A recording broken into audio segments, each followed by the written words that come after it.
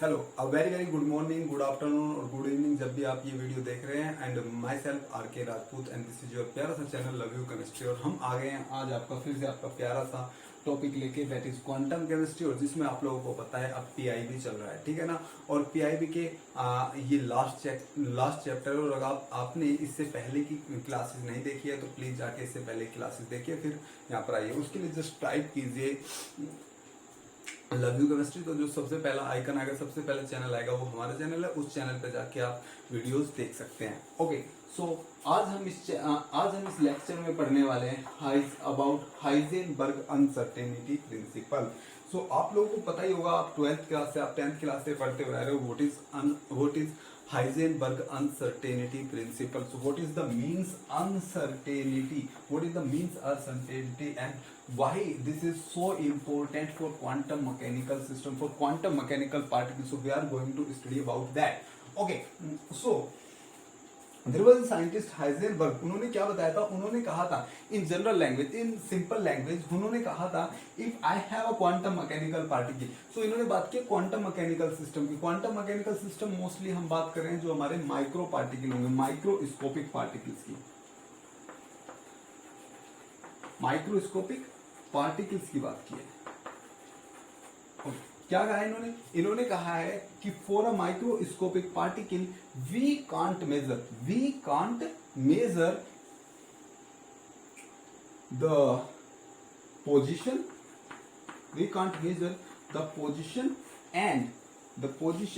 And the momentum simultaneously at a time. Okay, ये फिर से सुनो क्या कह रहा है। वो कह रहा है कि मैं एक ही टाइम में पोजीशन और मोमेंटम को किसी माइक्रोस्कोपिक पार्टिकल के लिए कैलकुलेट नहीं कर सकता। ओके, अगर मैंने पोजीशन कैलकुलेट कर लिया तो मोमेंटम में कोई ना कोई एरर होगा। अगर मोमेंटम मैंने एक्यूरेटली कैलकुलेट कर लिया तो पोजीशन में कोई ना कोई एरर होगा। ये अगर मैं सिंपल लैंग्वेज में बात करूं तो ये था Heisenberg uncertainty principle. Let's say I have a tiny particle, I have a microscopic particle. Now this particle is going with the speed of, what is the speed? Speed is around 2.01 into 10 to the power, I think around 6 for electron. Okay, just check it out. Okay, so this is the speed of electron. Now one particle is going by this speed, meter per second, going by this speed.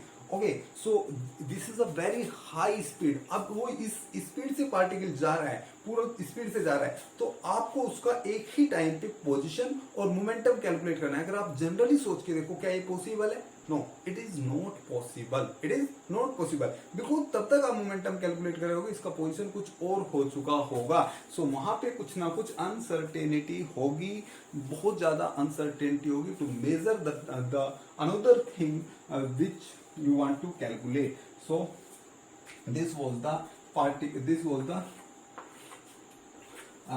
uncertainty principle of Heisenberg. Now I think you got it. Okay, इसलिए क्या है, इसलिए हम quantum में निकालते हैं probability. Quantum में क्या निकालते हैं हम? प्रोबेबिलिटी निकालते हैं कि पार्टिकल के यहाँ पे पाए जाने की प्रोबेबिलिटी ज्यादा है या यहाँ पे पाए जाने की प्रोबेबिलिटी ज्यादा है। आपने कभी भी पार्टिकल बॉक्स में या किसी भी सिस्टम में आपने कभी भी ये देखा, क्वांटम मैकेनिकल पार्टिकल को हमने ये नहीं कहा कि पार्टिकल एग्जैक्टली यहाँ पे है। हम क्या कहते हैं? हम कहते हैं कि पार्टिकल के यहाँ पे पाए जाने की प्रोबेबिलिटी ज्यादा है या यहाँ पे पाए जाने की प्रोबेबिलिटी कम है। हम ऐसा कहते हैं। हम ये कभी नहीं कहते कि पार्टिकल के यहाँ पे पाए जाने की प्रोबेबिलिटी 0 है। ऐसा हम ये वर्ड हम कभी भी यूज नहीं करते, क्योंकि क्वांटम मैकेनिकल पार्टिकल आपका कहीं पे भी पाया जा सकता है, इसलिए हम उसके लिए प्रोबेबिलिटी की बात करते हैं। दैट्स व्हाई मैंने स्टार्टिंग में कहा था, जब मैं साई वर्सेस एक्स प्लॉट कर रहा था, मैंने कहा था इसका कोई भी फिजिकल सिग्निफिकेंस नहीं है। फिजिकल सिग्निफिकेंस किसका है? Sai square means probability density versus x, इसका फिजिकल सिग्निफिकेंस है, because this is the probability density. So probability density, आप किसी भी पार्टिकल को अगर आप देखना चाहते हो तो उसके लिए कि ये क्वांटम मैकेनिकल पार्टिकल कैसे बिहेव कर रहा है, तो उसके लिए आपको कैलकुलेट करना पड़ेगा उसका probability density. Got it? So हम किसी भी पार्टिकल को, किसी भी क्वांटम पार्टिकल के लिए एग्जैक्ट पोजीशन मोमेंटम एक साथ नहीं बता सकते हम, उस इसीलिए यहाँ पे यूज करते हैं वो आपका probability to find a particle. हम ये नहीं कह सकते कि एग्जैक्ट पोजीशन पे कि यहाँ पे पार्टिकल अब इस टाइम एग्जिस्ट कर रहा है और इस टाइम यहाँ पे एग्जिस्ट नहीं कर रहा। हम ये कहेंगे कि यहाँ पे पार्टिकल के पाए जाने की प्रोबेबिलिटी ज्यादा है। Got it? Okay, so now I hope you got understand about what is your Heisenberg uncertainty principle। तो क्या कहता है Heisenberg uncertainty principle? ये कहता है कि एक ही टाइम पे आप किसी माइक्रो पार्टिकल की पोजीशन और मोमेंटम को एक साथ कैलकुलेट नहीं कर सकते। if the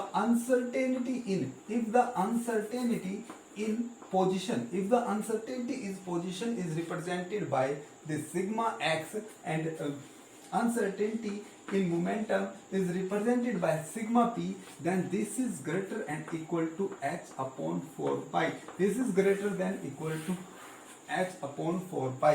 This is the mathematical representation of this rule। Means ये क्या कह रहा है, ध्यान से देखो, ये कह रहा है, ये कह रहा है आपको कि अगर मैं कहूं कि ये अनसर्टेनिटी है, ये क्या है? अनसर्टेनिटी इन पोजीशन है, इन पोजीशन है, या वेरिएंस कह लो। What is variance? Variance is nothing but the कि वैल्यू आपकी जो मीन वैल्यू है, जो आपकी मीन वैल्यू है, उस मीन वैल्यू से वैल्यू कितना डेविएट हो रहा है, कितना वेरी कर रहा है, that is called variance. Okay, और in general language I am saying uncertainty because you got the idea about uncertainty from here। okay, and this is the variance in momentum and it is greater and equal to h upon 4 pi। okay, now let's say this is sigma x, then I am taking this over here, then I'll get 4 pi into sigma x। Now let's say someone saying me that I can calculate momentum with zero uncertainty. Let's मुझे कोई कह रहा है कि मैंने momentum zero uncertainty के साथ calculate कर लिया है। तो अब ध्यान से देखो, अगर आपने ये जीरो अनसर्टेनिटी के साथ कैलकुलेट कर लिया है तो यहाँ से सिग्मा की वैल्यू आएगी, वो आएगी h अपॉन, ये आपका जीरो हो जाएगा, जीरो, और something upon zero is infinite. Means अगर मोमेंटम को मेजर करने में जो अनसर्टेनिटी है वो जीरो है, मीन्स उसमें कोई भी डेविएशन नहीं आ रहा, मीन्स कोई भी वेरिएंस नहीं आ रहा। आपने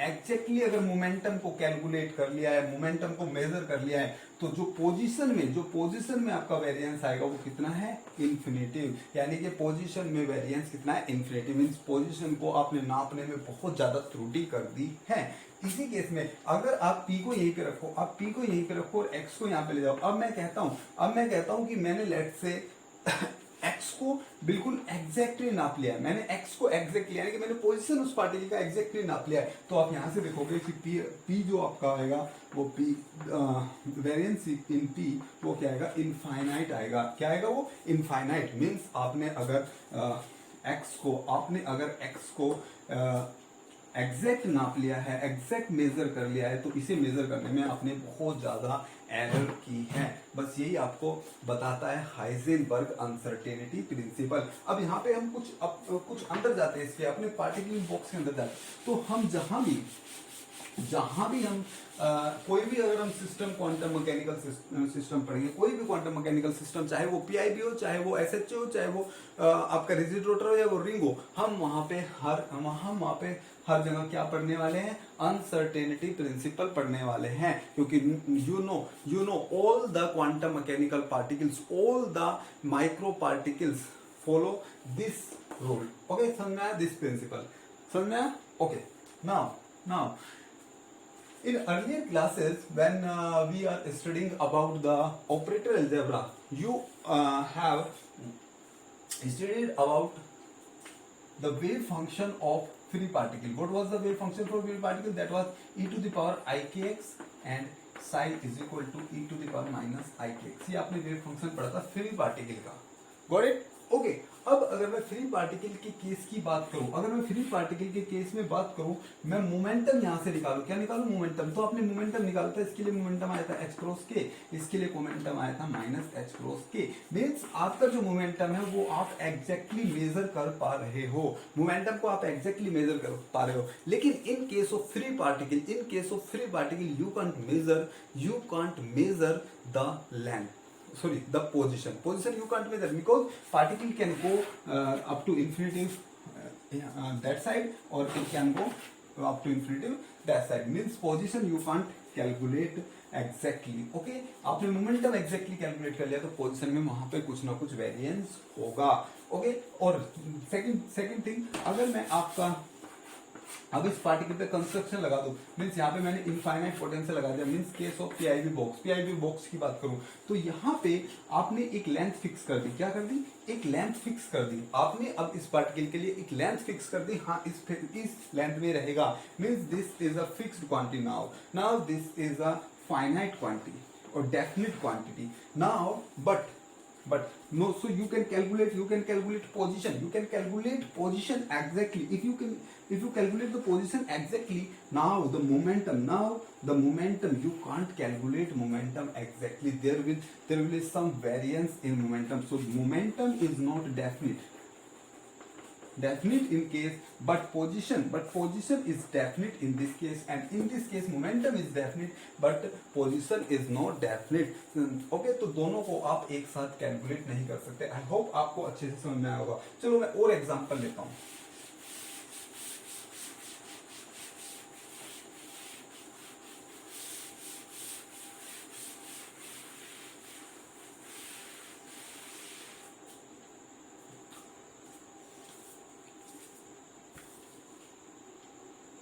तो आई होप आप लोगों को यहां तक अच्छे से समझ में आया होगा।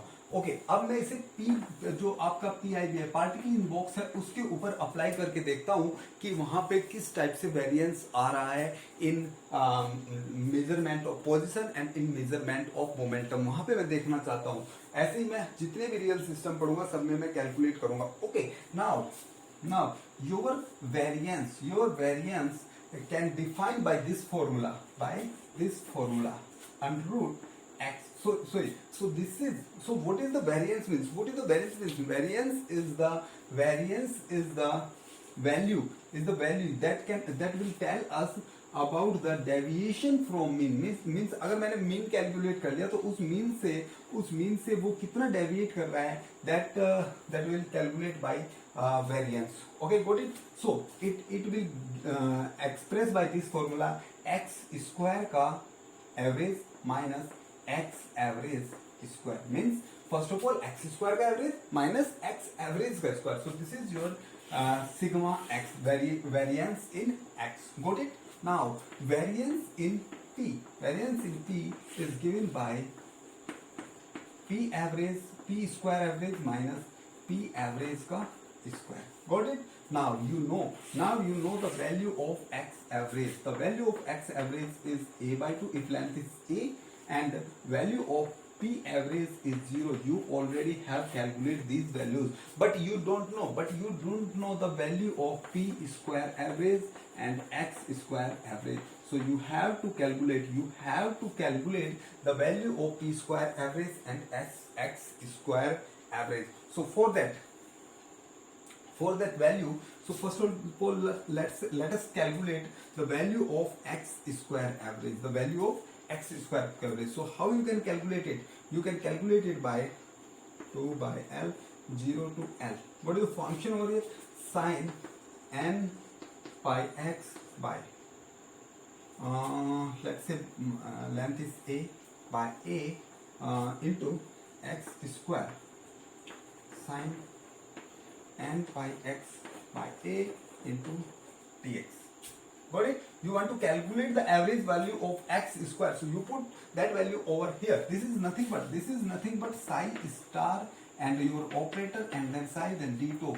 You are going to calculate the average value of some variable. Okay, and this is your normalization constant. This function is normalized already, so you are not dividing, you are not multiplying by the normalization, you are not dividing by that psi star. Okay, so okay, now this is 2 by a 0 to L, 0 to L, sorry, 0 to a, and this will be sine square. You can write it x square. When you will multiply, when you will apply x square on this, this is just multiply, this is just give multiply, so this is x square, and this into this is sine square n pi x by a into dx. I think you got it. Okay, now you can calculate. Now you can calculate by separation of variable. You can calculate by separation of variable this integration. You can find the value of this integration. You know the integration of uv into dx is what? U as it is, and the derivative of v into integration of u into dx. You know this formula? Okay, just apply this formula and you can calculate this. This is your first function and this is your second function. Thus calculate this by this formula. Okay, note कर लो से. Okay, सो x square यहाँ से जब आप calculate करोगे, okay मैं इसका value बता रहा हूँ, आप कर लेना कैलकुलेट. वैल्यू आएगा a by 2n pi to the power 2 into 4 pi square n square upon 3 minus 2. This is the value for x square average. This is the value for x square average. I got it. I hope आप लोगों को अच्छे समझ में आ रहा होगा. ठीक है ना? Got it ना? Okay. I am just going to delete it. Sir ji वो रिमूव होता है. अरे हाँ भाई, रिमूव होता है. डिलीट की बात है. ओके ओके, अब आपको एक्स स्क्वायर का वैल्यू मिल गया है और एक्स एवरेज का वैल्यू आपको ऑलरेडी पता है. अब आपको कैलकुलेट करना है पी स्क्वायर एवरेज का वैल्यू. पी स्क्वायर एवरेज का value and you will get it by 2 by L under root integration 0 to L sine, this is a and this is also because length is a, sin n pi x by a into px square, p square sin n pi x by a. You can write it px into dx. You can calculate it because the value of px is minus I cross d by dx. Just apply it on this and you will get the value. So I hope you will get it. So calculate करना है इसे. Calculate करने के बाद में जो value आएगा, मैं बस वो लिख रहा हूँ.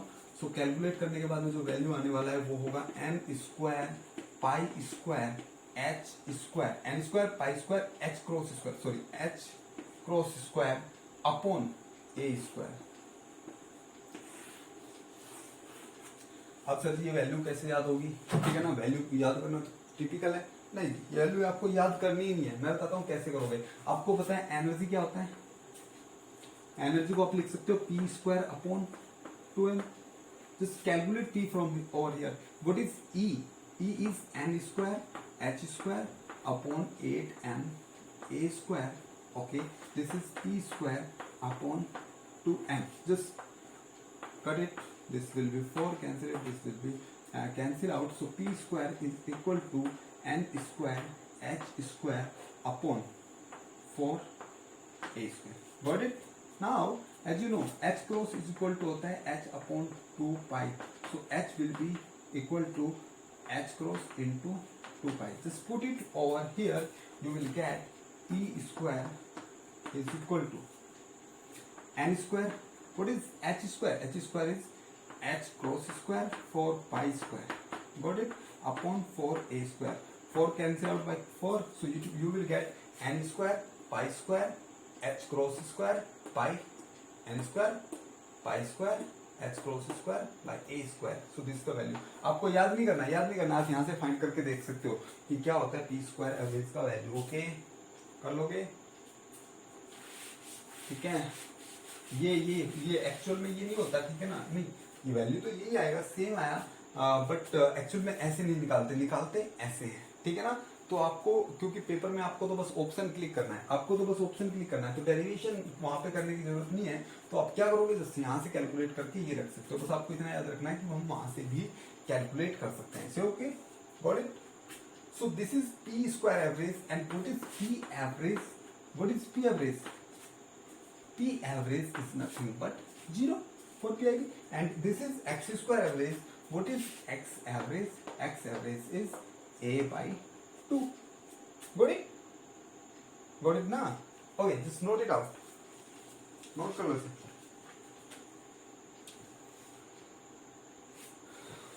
Got it? Okay. Now, what is sigma P? What is sigma P? Sigma P is you can calculate it by the formula. Okay, you just calculate P square. So rotary रखना पड़ेगा ना यहाँ पे, तो मैं डायरेक्ट कैलकुलेट कर लेता हूँ। तो ये जाएगा P स्क्वायर का एवरेज माइनस P एवरेज का square.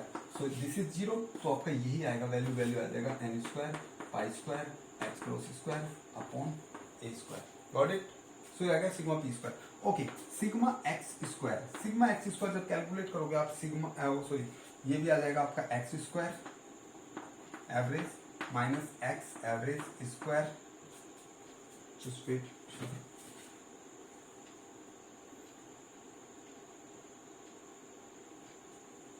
Okay, x average square and what is x square average? X square average is this and x average is this. So you will get x sigma x square, that will be a square by 4 pi square n square into pi square n square by 3 minus 2. You will get the sigma x square by putting these values and calculate sigma x square. So this is sigma x square, this is sigma p x square.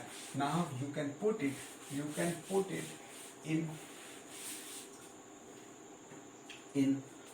Heisenberg uncertainty. So what is the condition for Heisenberg uncertainty?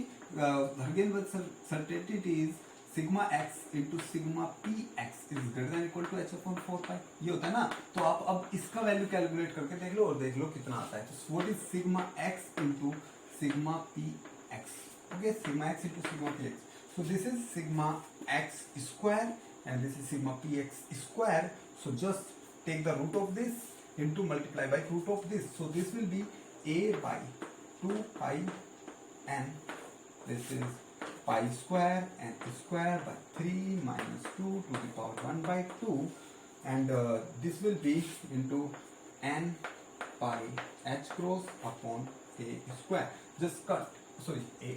Just cut, a will cancel out by a, and this is n cut out by n, and pi will cut out by pi. So you will get h cross by 2, h cross by 2 into pi square n square by 3 minus 2 to the power half. Now as you can see, your sigma x into sigma px, your sigma x into sigma px is what? What is sigma x into sigma px? From here, sigma x into sigma px is greater than h upon 2 pi. देखो h upon 2 pi से sorry h upon 2, h cross upon 2 से ज्यादा होगा ना ये, क्योंकि कुछ value तो यहाँ से भी आएगी, इसका मल्टीप्लाई इसमें हो रहा है, तो h क्रॉस upon 2 से ज्यादा ही होगा, and h cross is equal to h upon 2 pi. Just put the value over here, you will get h upon 2 into 2 4 pi. So this is your sigma x, sigma px is greater than h upon 4 pi. This is the uncertainty principle for PID, for particle in box. Okay, just note it out.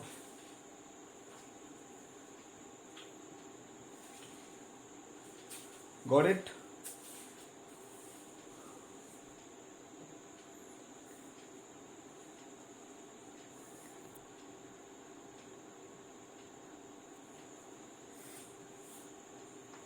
Okay, just note it out.